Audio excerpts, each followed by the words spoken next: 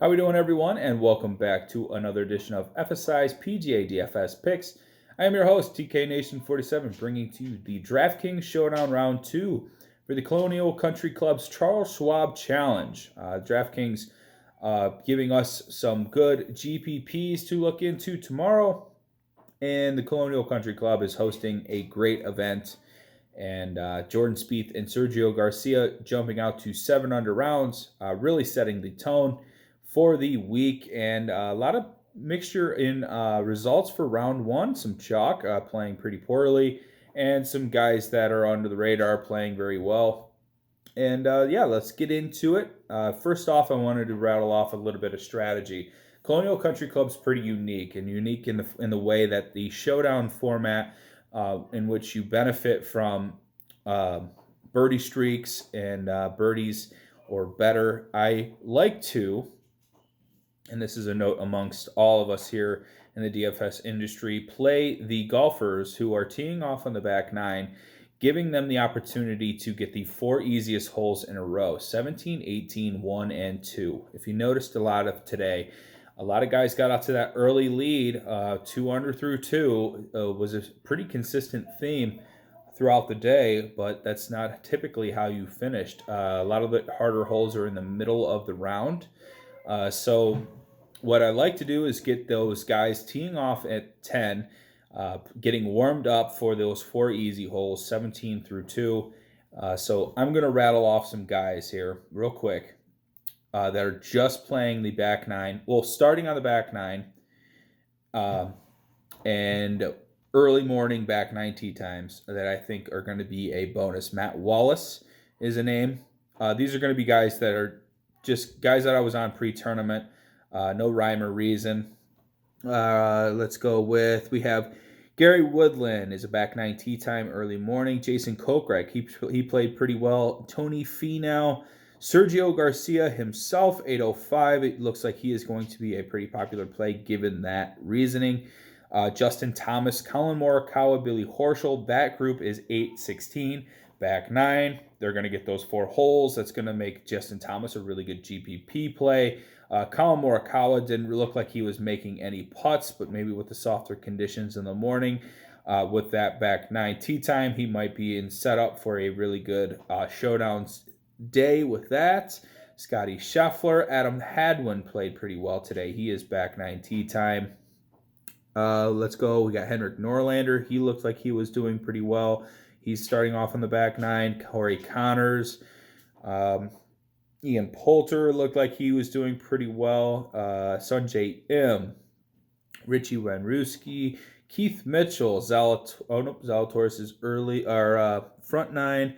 And now it doesn't make the front nine guys a bad play per se, but those extra bonus points that you can get from playing 17 through 18 and then getting a birdie streak or something just gives you a slight edge. And I think you should use this as like a tiebreaker kind of mentality for how you want to play one or two of your decisions, I would say. But let's get into picks. Right now we have the 10K range. Jordan Spieth at 10-6 and Justin Thomas at 10-4. Jordan Spieth, first round leader. He gained strokes 4.2 on the putting surface, 3.7 tee to green. All systems go on Jordan Spieth. Justin Thomas sets up for a good GPP play. We already spoke about the back nine. Starting out with that, he just couldn't get his irons going, which is one of the best iron players in the world. I expect that to change, but it was a good sign to see the putting form there. Justin Thomas, he can switch those ball striking numbers in 24 hours. I have all the confidence. He could go low tomorrow and start a good, solid 3 days. So I feel confident in JT as a solid GPP pick as a pivot to Spieth directly at that 10K range. 9K, we have Morikawa 9.9, Zalatoris 9.8, Answer and Connors 9.6, 9.5, Reed at 9.4, Neiman at 9.3, Finau at 9.2, Berger 9.1, M at 9K. Out of this group, I really like Morikawa. We talked about him in that same tee time with JT. Zalatoris could not hit the ball well, which is a total flip-flop from where he was playing originally in the past couple of weeks. He did make up for it with the play around the greens, which is another complete flip-flop in form. So let's hope that those two can, one, Morikawa makes more putts. Two, Zalatoris can get the ball striking down. I still like that mold of a golfer at this course. Answer and Connors, you could lump them two together as guys that just got on by through round one in windier conditions. They did play well at the PGA Championship. That could factor into just a pretty mediocre round one. That could set up for really great round two. I don't mind either of those. Or Connors would probably be my lean over Answer with the back nine tee time. There's that coming into play as our good tiebreaker. But my favorite plays will probably be Reed and Neiman. Reed 9-4, Neiman 9-3. Patrick Reed was gaining 2 strokes on the approach.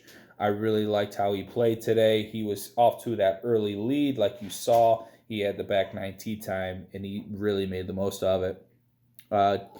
Joaquin Neiman just really balanced across the board, 1.6 tee to green, 1.9 total. He didn't really do anything bad. He didn't really do anything exceptional. Again, I think these guys are getting round one through their system, and then here we go with some of the better ball strike. What we expect to be better ball striking heading into tomorrow from those two. Finau and Berger are good plays as well. I would lean probably Berger. Let's see what the statistics shake out. Yeah, Finau didn't really get much going with the ball striking. He was mostly doing this around the green, which has been exceptional lately. But Berger has the 1.1 on the approach, the 2.2 ball striking. I think my lean in that would be Berger over Finau. 9K Sungjae M just didn't really put it all together today. He just got by with around the green. I'll pass. I'll pass on him. 8K Scheffler 89. Harman 88's a pretty good play. Charlie Hoffman really started to come down the stretch, making birdies. He looked pretty good. I think that's one of those players that you can ride that momentum, especially since we were on him pre-tournament. A lot of guys will jump off if they see that plus number. I think Hoffman's a guy that can continue to crawl up the leaderboard. Justin Rose is not a guy that I believe in the statistics. A lot of it has been with the putter. Yeah, he's basically getting lucky with his putter. So I'm going to continue to fade Rose for that reason. Jason Kokrak, 8.5. Really solid ball striking numbers out of him. I actually bet him at the end of round 2 last week at 100-1, thinking maybe he could creep up there and battle it out because the tee to green numbers for him have been elite. Couldn't make a putt last week. Looks like all the putts are being made now. So dial up Jason Kokrak. He is too cheap tomorrow. Looking at him as a core play. No on Palmer, no on Billy Horschel. I didn't have much Gary Woodland. I didn't believe in it. I know he got a lot of hype heading into the tournament. 2.8 ball striking ain't bad. Losing it all on the greens, that could always change its course. Just since I wasn't on it in pre-tournament, I think I'm going to continue to fade it. Kazire 8-1 was a really good course correlation fit from your Sony Open, tiny greens, windy conditions. This is his kind of golf tournament. I feel safe playing Pet and Kazire. Matt Jones is okay. I like him better on tougher courses. This is a tough course, but it's only tough because of the conditions. If the wind dies down, we could easily see some of these guys start shooting it out. I don't like him in that kind of format. Cameron Tringali, 7-9. He was kind of in this same position last week, doing really well for a while, and then he kind of blew up. I don't expect that at a course like this, so I expect Cameron Tringali to continue to do better. A little good advanced analytics here with the 2.6 on the approach. The putting looks like it's there too, so I like Cameron Tringali. I am out on Wallace. I think makes a Wallace has that tee time advantage, so I maybe should change my tune. I was on him pre-tournament. I'm out on Phil. I'm not really a big fan of this week. I know he has good course history. I just don't know where the form lies. Grillo is okay. Kirk, those could be decent plays.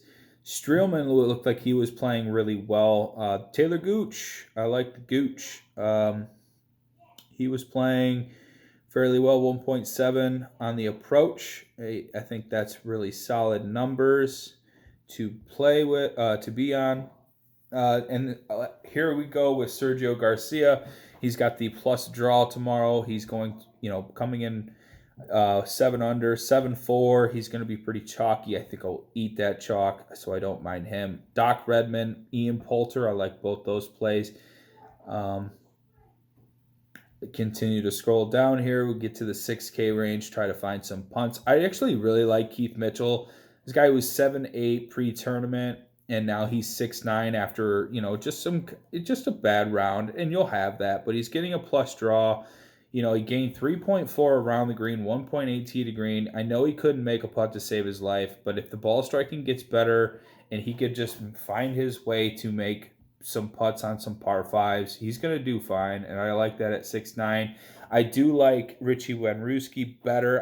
That is my sleeper of the week. He looks set up really well. 6-8, that's probably a core play for me. And Putnam, I was on him pre-tournament as well. Hadwin, 65. This was a golfer that was 7K pre-tournament. For some reason, they priced him down to 6,500. That's a misprice. I really like Adam Hadwin in this type of course. I believe the ball striking numbers were pretty solid as well. Yeah, 2.3 on the approach. Oh my gosh, yeah, this is a must play. 3.9 tee to green, 3.1 ball striking. Hadwin's going to be in most of my lineups tomorrow, if not all. And that'll probably round it out because I'm just going to be playing Hadwin if I'm in the 6K range. So that'll do it for the breakdown for the Showdown Round 2 slate. If you want some core projections, advice on lineup building, or just coaching in general on overall PGA strategy, you can find a link in our bio at FSI_DFS. All right, you have a good night. Like and comment below, and stay tuned for tomorrow for the weekend plays.